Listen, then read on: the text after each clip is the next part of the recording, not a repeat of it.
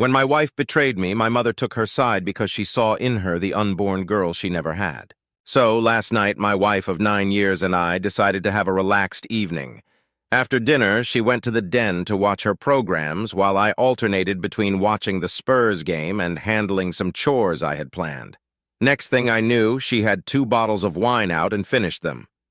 Around midnight, I went to check on her and found her out cold on the couch. As I was about to scoop her up, her smartwatch buzzed and a message popped up on the screen. It said something along the lines of, "Ha ha, I can't do that. My husband would knock 7 shades of *T out of me."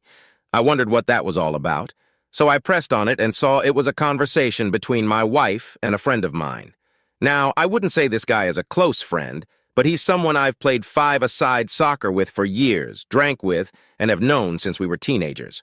We used to call him Jacket Holder because when we got into scraps as teens, he'd always be the guy holding the jackets while everyone else went for it. So, as I said, I pushed on the conversation while her watch was still on her wrist and scrolled up to the top. As far as I could tell, he contacted her first unless she had deleted messages. There was a lot of flirting and winking going on, but nothing that you could outright say was cheating. Then I got to last night, and when she was drunk, she started openly begging him for sex. I couldn't believe my eyes. I'm paraphrasing here because I can't remember the exact words, but she was saying things like how much she had always wanted him, how no one would ever find out if he did want to do something. And the last one that killed me, that she was great at keeping secrets. I tried to scroll on her watch but couldn't find any other messages, and I don't know her phone passcode. I put her to bed and just sat in the kitchen in shock until I fell asleep, then got up for work at about 5:30. When I went to get in my work van, I just slumped down on the wheel and realized I couldn't face it. So I went back in the house, grabbed a half-drunk bottle of vodka, filled it to the top with Coke, and went on a walk down the railway line. We lived beside a lot of woodlands and a disused railway line that goes for miles, and I've walked about half the length of it. I'm sitting under a railway bridge like a troll right now, just seething at the whole thing. You probably think there's a fire going from a mile away due to the steam coming out of my ears. So what do? I don't want to speak to her. I can't even bear to look at her after reading that. It was like a dagger through my heart. I just feel like every morsel of love I had for her has evaporated into thin air after reading her begging like that. Yuck. I honestly want to ghost her, man. If I could, I would never speak to her again. The whole "I'm great at keeping secrets" was the thing that got me, though. Like, who even are you? It reeks. But it's a case of how far down the rabbit hole do I want to go? I don't care, if I'm being honest. I'm just done. I've never felt so betrayed and disgusted in all my life. The thing is, I've invested so much in her, not just as a partner, but as a person. I loved her so much and thought her personality and, by extension, my personality reflected that of good people. To realize she's a backstabbing snake makes me feel like a snake. I feel like a worse person than I was yesterday. The only way I can describe it is like someone you looked up to, took advice and life lessons from, suddenly showed their true colors and betrayed you. Suddenly finding out they were a pedophile, a rapist, or just a downright creep would shatter your entire perception of yourself and who you are because you've taken on board what they've said and invested time into a creep. God, I'm rambling nonsense. I apologize. I'm lucky in that our house is owned by my parents who 6 years ago moved to a retirement village and we moved in. The house will be bequeathed to me when they die, but I don't and hopefully won't own it for a long time. They couldn't be bothered with the upkeep and all the problems, etc., and wanted to see out their final days in peace. So when we do divorce, my soon-to-be ex won't be getting her hands on it. So what do I do then? I'm honestly thinking of just not saying a word and throwing her right out. Also, while walking here, it went through my mind to get my mate, who's a locksmith, to quietly change the locks today. I could feed her any old garbage about something from the doors being broken. She won't care what's going on anyway as long as I'm about. Then after he's done, lock the front door and tell her to come and look at something out the back. When she comes out, run back in and lock the door behind me. That sounds childish as hell, doesn't it? Seriously, though, I don't know what I'm going to do. I'm staring at a bottle right now and my life feels like it has been ripped apart at the seams. As for that prick, so-called friend of mine, there's no doubt he was up to something here. There's also no doubt I wouldn't have caught wind of this at all, so I'll be seeing him very soon. Never mind holding jackets, he will be holding his face. Update thank you to everyone who reached out to me after my first post. It was appreciated. So yesterday, after I had written the post and was in a complete mess, 2 dog walkers came over to check on me as I was concerning them. I told them everything and they listened. The first thing one of them said to me was, "Son, the worst thing you can do right now is drink. It'll cause carnage." I have to thank her for that because I was on the highway to hell at that point. I threw the vodka away, got in touch with a friend, and he said I could come to his place for a while to calm down. He was at work but told me where the spare key was. We live in a small town of around 15,000 people, and he wasn't too far away. So once I got there, I sat on his couch just trying to calm down. Throughout the morning, I was getting multiple texts and phone calls from my wife asking where I was and what the hell was up since my work van was still sitting in the driveway and I was nowhere to be seen. I texted her back, telling her that there was a problem with the engine, so I got a lift into work, which she seemed to buy as she just texted back saying, "Okay." When my friend got back from work at about 5 o'clock, I told him everything that had happened and asked for his opinion. I also told him not to tell anyone about Jacket Holder, as that might then get back to my wife, which I didn't want at this point. I would deal with him later. By that, I mean I'll expose what a little rat he is. Knocking him out doesn't help me at all as of now.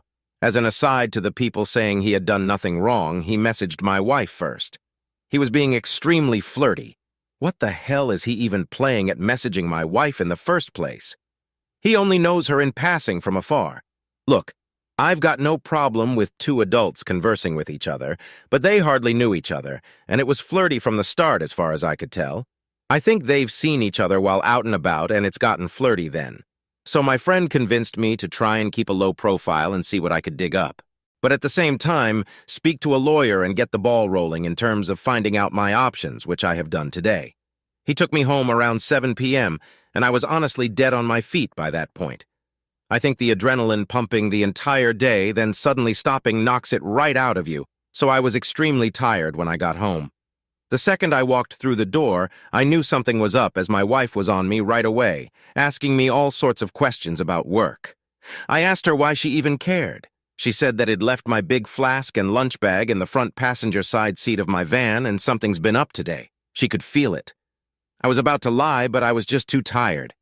I couldn't be bothered putting up any sort of charade, so I just said, "VDJ, yeah, there is something up. DJ KJ." That when I was putting her drunk ass to bed last night, a message came up on her iWatch, which I read, and all the other ones, and that she was a disgusting cheat and that I wanted nothing more to do with her.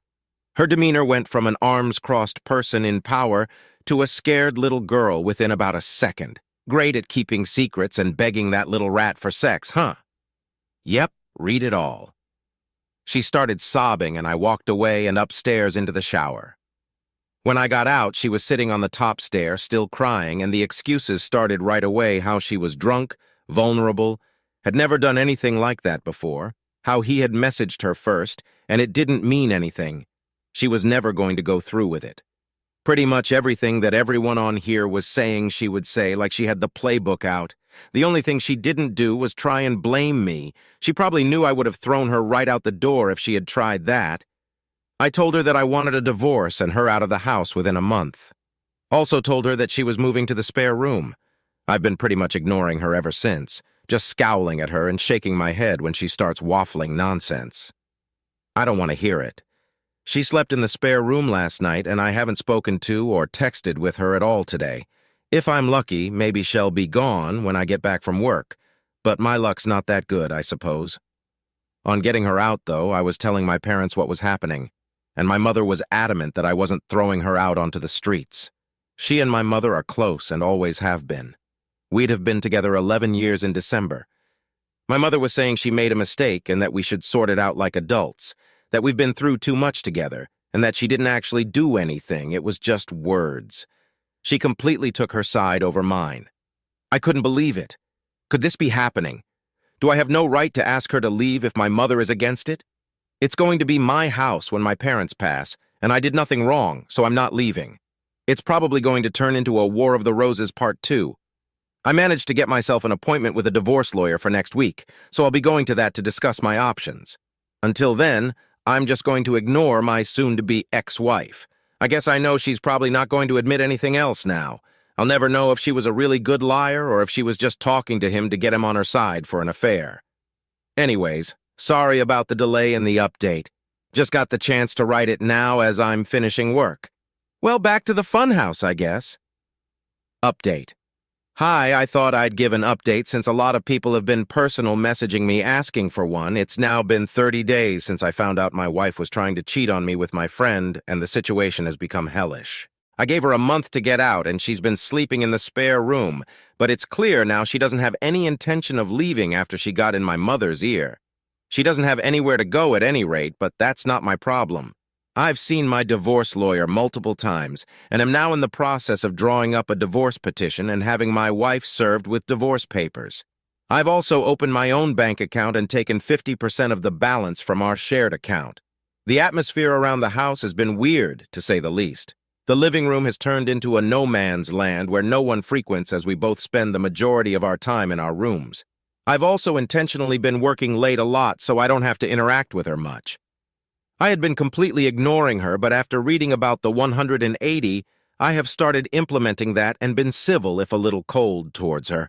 I'm so glad I did this as I was beginning to feel like a monster refusing to acknowledge her existence. It was not the right way to behave, and I ended up feeling like the one who had wronged her rather than the other way around. The only time I broke from the 180 was when I walked into the bathroom last week and she was sitting on the floor by the bath, crying. I helped her up and instinctively hugged her, though it was more of a there type hug than one with much love attached to it.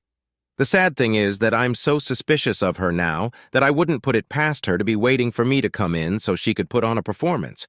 The thing is, that probably isn't even true, but this is the sort of thing that's going through my head in this environment. It's just toxic. She's been crowing about how she'll do anything and everything to save this marriage, anything to prove to me that it was just a silly mistake, so I brought up a lie detector test. I don't plan on ever getting one done, wouldn't even know where to start. I just wanted to gauge her reaction. She was all for it DJ, well, until a few hours later when she came to me with a tablet in hand going on about how inaccurate they are and that anxiety and nervousness can throw up false readings. With her anxiety disorder and all, I just laughed. It wasn't even a normal chuckle either. It started as a bit of a cackle and ended in a childish giggle. It appears she would do everything to save this marriage. Well, everything except take a lie detector test, that is. It doesn't even matter anyway.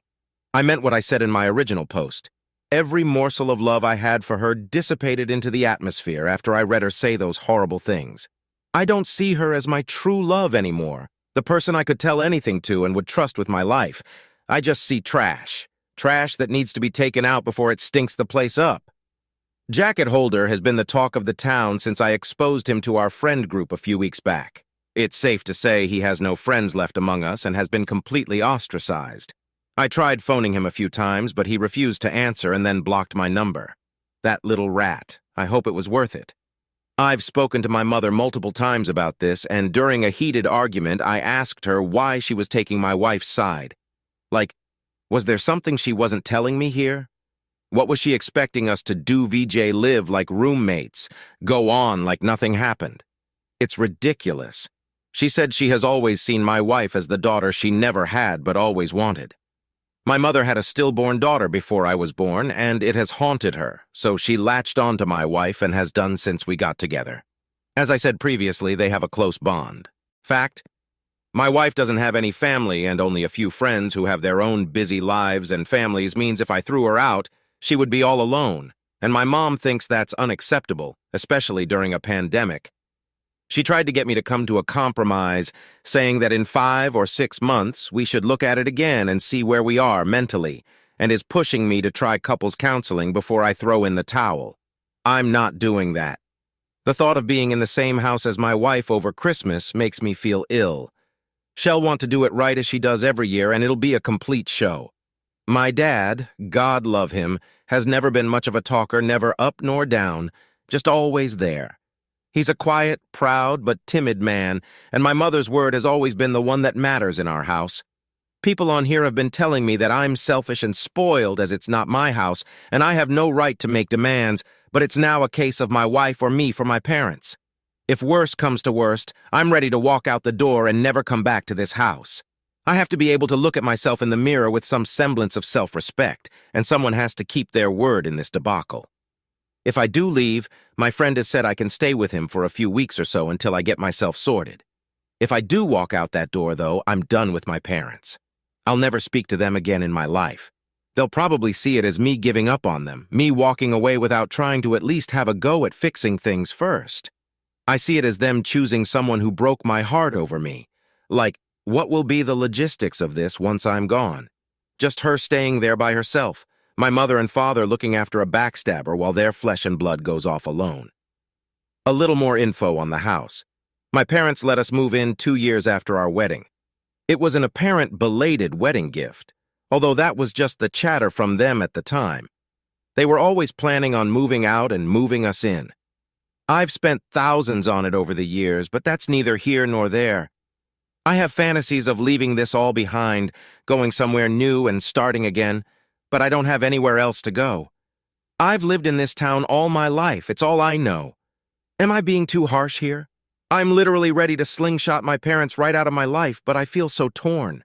Why am I the one who has to lose everything and everyone? I've tried to be good, and I always thought you make your own luck and that good things happen to good people. Maybe I'm not as good as I think I am. Maybe I deserve all I get. Update. Well, since this morning, I no longer call that house home. I saw on the calendar that my wife had a hospital appointment with her ophthalmologist, so knowing she would be gone for a few hours, I took that as an opportunity to get my stuff together and move out, which I have. After getting my things moved and sorted, I put the house keys on the kitchen table along with the divorce papers I received from the divorce lawyer last week and was on my way. I've blocked both my wife and mother's numbers, and any communication I have with my wife going forward will be done through my lawyer. In terms of my living situation, I'm staying with a friend for a week or two, but hopefully I should be in my own rented place before February. I haven't spoken to my parents in a while. The last time we spoke was via text, and I tried to tell my mother in explicit detail the things my wife was saying during her texts to Jacket Holder, why it hurt me so much, and why I didn't think it was her first time doing it. Fact, my wife doesn't have any family and only a few friends who have their own busy lives and families means if I threw her out, she would be all alone, and my mom thinks that's unacceptable, especially during a pandemic. She tried to get me to come to a compromise, saying that in 5 or 6 months we should look at it again and see where we are mentally, and is pushing me to try couples counseling before I throw in the towel. I'm not doing that. The thought of being in the same house as my wife over Christmas makes me feel ill. She'll want to do it right as she does every year, and it'll be a complete show. My dad, God love him, has never been much of a talker, never up nor down, just always there. He's a quiet, proud, but timid man, and my mother's word has always been the one that matters in our house. People on here have been telling me that I'm selfish and spoiled as it's not my house and I have no right to make demands. But it's now a case of my wife or me for my parents. If worst comes to worst, I'm ready to walk out the door and never come back to this house. I have to be able to look at myself in the mirror with some semblance of self-respect, and someone has to keep their word in this debacle. If I do leave, my friend has said I can stay with him for a few weeks or so until I get myself sorted. If I do walk out that door, though, I'm done with my parents. I'll never speak to them again in my life. They'll probably see it as me giving up on them, me walking away without trying to at least have a go at fixing things first. I see it as them choosing someone who broke my heart over me. Like, what will be the logistics of this once I'm gone? Just her staying there by herself? My mother and father looking after a backstabber while their flesh and blood goes off alone? A little more info on the house. My parents let us move in 2 years after our wedding. It was an apparent belated wedding gift, although that was just the chatter from them at the time. They were always planning on moving out and moving us in. I've spent thousands on it over the years, but that's neither here nor there. I have fantasies of leaving this all behind, going somewhere new and starting again, but I don't have anywhere else to go. I've lived in this town all my life. It's all I know. Am I being too harsh here? I'm literally ready to slingshot my parents right out of my life, but I feel so torn. Why am I the one who has to lose everything and everyone?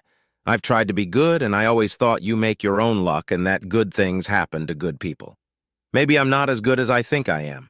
Maybe I deserve all I get. Update. Well, since this morning, I no longer call that house home. I saw on the calendar that my wife had a hospital appointment with her ophthalmologist, so knowing she would be gone for a few hours, I took that as an opportunity to get my stuff together and move out, which I have. After getting my things moved and sorted, I put the house keys on the kitchen table, along with the divorce papers I received from the divorce lawyer last week, and was on my way. I've blocked both my wife and mother's numbers, and any communication I have with my wife going forward will be done through my lawyer. In terms of my living situation, I'm staying with a friend for a week or two, but hopefully I should be in my own rented place before February. I haven't spoken to my parents in a while. The last time we spoke was via text, and I tried to tell my mother in explicit detail the things my wife was saying during her texts to Jacket Holder, why it hurt me so much, and why I didn't think it was her first time doing it. Great at keeping secrets comment, and thus could never trust her again. My mother texted back saying she couldn't speak to me when I was like this and would let me cool off. She tried to phone me a few days ago and I ignored her call. Since today, I have blocked her number. I feel so let down by my parents at this point it almost feels worse than the original betrayal by my wife. The way I'm feeling right now, I don't think I'll ever speak to them again. I think in times of strife, you look to your family to be strong for you, to be a rock and give you unwavering support. My parents have been weak. They've made me feel like the one in the wrong, like I'm overreacting, and it's me that's ripping this family apart. Well, it's not. I never asked them to move mountains for me, just to move my cheating wife out of the house, and they made their choice. My father also had the chance to put his foot down for once in his life and stand up for me, but didn't. You make your choices and you live with them, I guess. Reading some of the comments on here from my previous posts, people have been saying things like I threw in the towel so easily, I was looking for a way out, and didn't love my wife because I didn't try hard enough to save things. But that's not true. I loved my wife more than anyone on this earth, and I was broken when I discovered what she was doing. I think we all have boundaries, and once those boundaries have been crossed, things change irrevocably. When I read those horrible texts, something changed inside of me. I fell out of love with her like being snapped out of a spell in the movies. Anything tried after that is just delaying the inevitable. I have to say that I am interested in the whole dynamic of their relationship now that I'm gone. Like, are my parents going to continue supporting her, knowing that it has finished their relationship with their son? As for me, I'd love to travel. My wife hated flying, so most of our holidays had been to southern England, the likes of Newquay and Torquay, Cornwall, and Devon, so it would be great to travel abroad again. The last time I was abroad was when I was 25 for a mate's holiday in Greece, so 10 years ago. I'd love to see a bit of America, so once this pandemic calms down, I've definitely got my sights on the States. Update. It's been over 11 months since I first posted on Reddit, and I honestly thought that was it for me as I didn't need any more advice. I had made my decisions and done what I said I would. But I got a phone call this morning that has dragged me back into the mire. I have moved 30 miles away, changed my phone number, and am still in the process of divorcing my wife. She has completely ignored all the requests from my divorce lawyer to cooperate, which has hindered things. We're now in the process of putting in an application for deemed service and trying to have her served officially by the courts. If she continues to ignore, then I can proceed with a divorce without her input. Well, this morning while at work, I got a phone call from my friend telling me that my dad was trying to get in touch, as my mother is not well, and would it be okay if he gave him my number? I said okay, and my dad phoned to tell me Mom is in the hospital. She's stable, though not great, obviously. I was shocked as I've not heard my dad's voice for so long. It was also the most emotional I've ever heard him. He told me my mom really wants to see me, so would I meet him at the hospital tonight and go in and see her with him? I said okay, and I've arranged to meet him outside the hospital.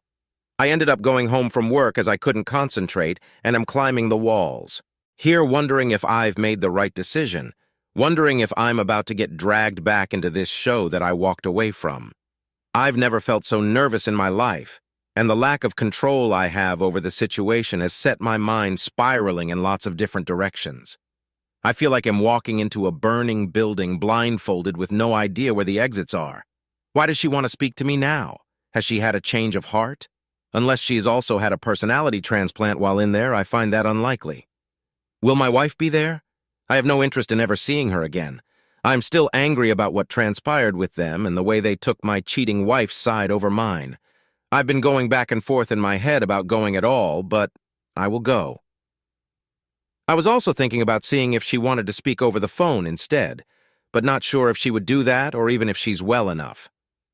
I feel like the bad guy here and that I might have caused this by walking away. How would you handle this? Update. Sorry about the late update.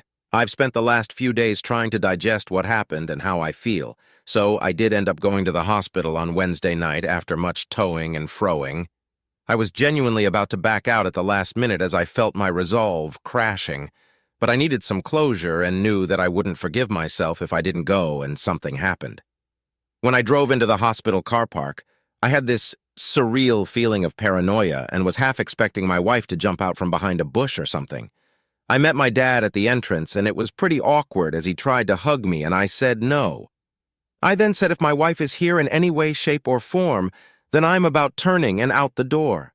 He assured me she wasn't, and we made our way to the ward where Mom was.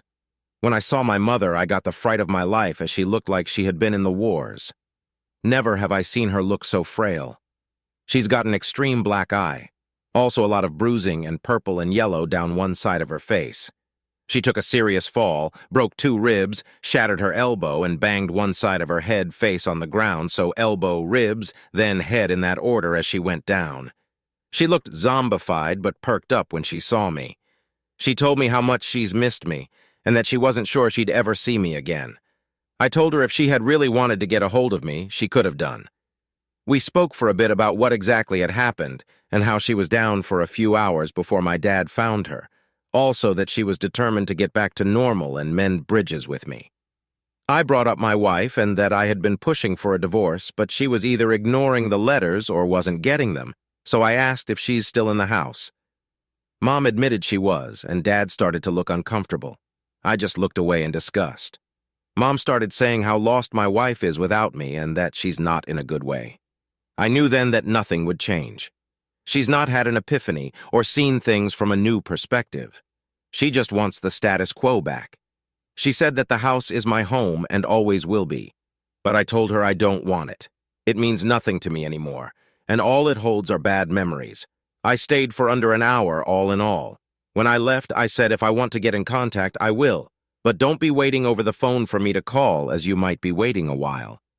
When Dad walked me out, he asked if I would keep in touch with him, and I said I would. Whether that's right or wrong, I don't know. Time will tell. When I got home, my emotions were a bit all over the place. The place from sadness to anger, but I'm glad I went. I couldn't help but think about my wife as well and what she once meant to me. It'll never not hurt when I think about everything that's happened in the last 10 months. It honestly doesn't feel real. The speed at which everything fell apart was just spellbinding. I know life comes at you fast, especially when you're not paying attention, and I wasn't paying attention. It was just sheer luck I found out about her trying to cheat on me. Cosmic coincidence, nothing more. I never saw the signs or put everything together. I just saw something on her watch, and it tore my life apart. I know now that it wasn't the only time. I know it in my heart. I see what she is and feel no love for her, only contempt. I feel she stole the best years of my life. When I think about all the good times, they're just soured. It feels like someone else's life, not mine. My friend was saying I should see a therapist or something to try and let everything out, or else this will fundamentally change who I am and the way I build relationships going forward. That's something I'm going to do, I think, as I do feel a bit broken inside. The last 10 months have been the worst of my life, but I'd rather they happened than been kept in the dark. I'm just hurt that it happened the way it did. But you can't choose the way someone betrays you, I suppose. You just have to learn from it. I remember reading about loyalty being the most undervalued character trait, and I see that now. It's probably because you don't really know if someone is truly loyal to you until, well, they're not. It's not something you deal with every day, but now more than ever, I know how important a trait it is. Update? Hi, so I thought I'd post an update to my previous post, as quite a few things have happened. Firstly, I'm now in the home stretch in terms of divorce from my wife. She has signed the divorce papers and sent them to my divorce lawyer, so all that's left now are the formalities. She sent me a message via my dad where she said she's sorry for not letting me move on, that she thought she could save things, but now she knows she can't, and she has to move on for her own well-being. I thank her for seeing sense. She doesn't want anything in the divorce and said she's going to move out of the house when she can get on her feet, which I'm okay with. In terms of my mother, I haven't spoken to her yet, but my dad said she's doing a lot better after getting out of the hospital and getting some normality back.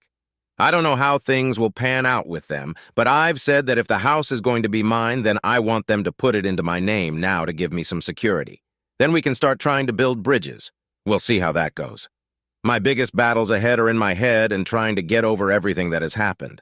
The brain is a wonderful yet frightening thing. To give you an example, I can still taste the truffles I scoffed and then threw up at my grandma's house when I was like 6. I've never eaten truffles again, but I can still taste those things 34 years later when I think about it. What I'm getting at is I don't want to harbor thoughts, feelings, and opinions about everything that's happened 34 years down the road. I don't want to be one of those older people who had everything good knocked out of them by the pain of life. You often hear about those people, how they used to be good, kind, or funny, but somewhere along the line, they've had experiences that have soured them, forever changed them, turned them into a person they never wanted to be, and all that's left is pain. I don't want to be that person. I have to let this pain go before it consumes me. I have started therapy and spoken to a psychiatrist, both over the phone and in person, and it has helped me a lot to speak candidly about everything, if only for a little while. My psychiatrist also said something to me that really struck a chord when I was moaning about how my best years were behind me. She said, "Your best years are the years you've got left." What I think she meant is the past is gone. It doesn't exist except in your mind. But the here and now does, and you can choose to make the most of it or live in a past that isn't real to anyone but you. It's definitely a phrase I'm going to try and remember when I feel down. I said in one of the previous posts that I wanted to travel, and that is finally happening. My friend has committed to coming with me, and we're booking a flight to New York at the beginning of February for a week. Really looking forward to it. Always wanted to see New York when the leaves change. Reminds me of that movie, You've Got Mail. I want this to be just the beginning of my adventures in terms of traveling. I want my latter 30s to be littered with memories from escapades I've had abroad. Well, that's the plan anyway. All I know is that, for the first time in what seems like a long time, I'm waking up with hope in my heart and walking with a spring in my step. If that's not progress, then I don't know what is. Final update. Well, it's now been a year since my first post on Reddit, so I thought it would be fitting to give one last update and end things here. First things first, I'm now officially divorced. It feels like a weight has been lifted, but also a firm end to what was nearly a third of my life. I actually saw my ex-wife for the first time since last December as I was walking into a shop in the town center about a month back after visiting a friend. She was opening the door to walk out just as I was walking in. We were both wearing masks, but I noticed it was her right away, and we made eye contact. She mumbled something that I couldn't worry, apart from wanting to see NY in autumn, was that the travel ban between the USA and UK was supposed to be lifting soon for fully vaccinated travelers. Unfortunately, that has now been moved back, which has put our plans into limbo. My friend also can't get the time off work now, so our plans are postponed indefinitely. But I'm not letting it get me down. There will be other opportunities, and I'm looking forward to making the most of them when they come. For now, I'm just taking things one day at a time and focusing on my own well-being. Now till the new year, so if I'm to go, then I'll have to go alone, which is a bit disappointing since we were both invested in going together. I'm pretty set on going in the new year with him, though. I'll have to think things through more thoroughly. One thing this pandemic has consistently been able to do is throw up curveballs. So I really can't complain or say I'm surprised. I'll get there, though, by hook or by crook. This is just the start of my journey in that regard. Remember, I'm struggling when it comes to my parents, and that all I feel towards them is complete apathy. I'm just having a difficult time feeling anything, and no matter how hard I try, I don't think that'll change. My dad has tried to build back the relationship again, but I just don't care anymore. That might sound harsh, but it's the truth. I said in my last post that I wanted them to put the house in my name, though I haven't followed up on that. I think I was just angry at the time and wanted to assert some dominance at the outset of our conversations, but I really couldn't give a damn about that house. I think I would rather live in the house from Nightmare on Elm Street than in there. It wouldn't change anything anyway. It can't turn back time unless it's turned into a time-traveling house since I've gone or circumvent what they did. It's just the sad consequence of the choices they made. To anyone out there thinking of forgiving a cheater, please don't. I implore you, you're flogging a dead horse. Don't be that person desperately scrambling to put out fires started by your cheater partner while they gleefully reignite them. I feel stronger than ever after everything that's happened, and reading a lot of infidelity support forums in the last year, you're letting yourself in for a world of hurt if you don't cut your losses. Kind of irrelevant story, but at the start of the year, I had a really scary experience when I cut the back of my trouser leg on a metal bin while brushing against it at work. I never realized it had caused a cut until I went home, and when I went to bed at night, I felt kind of weird. I woke up about 1:30 a.m. and my leg was pulsating.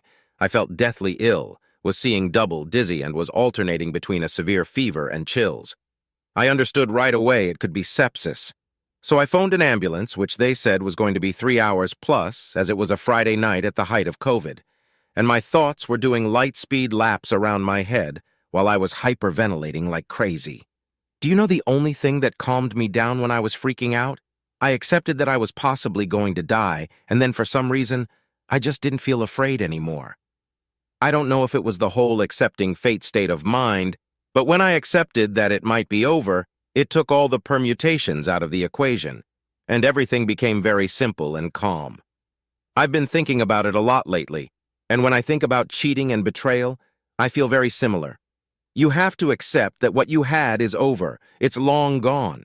If someone is willing to plunder such depths and stab you in the back so mercilessly for their own gratification, fighting that unwinnable battle is noble and all. But when you're pissing into the wind with lottery odds of success, is it worth it? Is it worth the pain? I don't think so. I understand everyone has their own situations with kids, etc., but some fights are just straight-up folly. Accept that it's over, and things will quickly become clearer. That's just my view.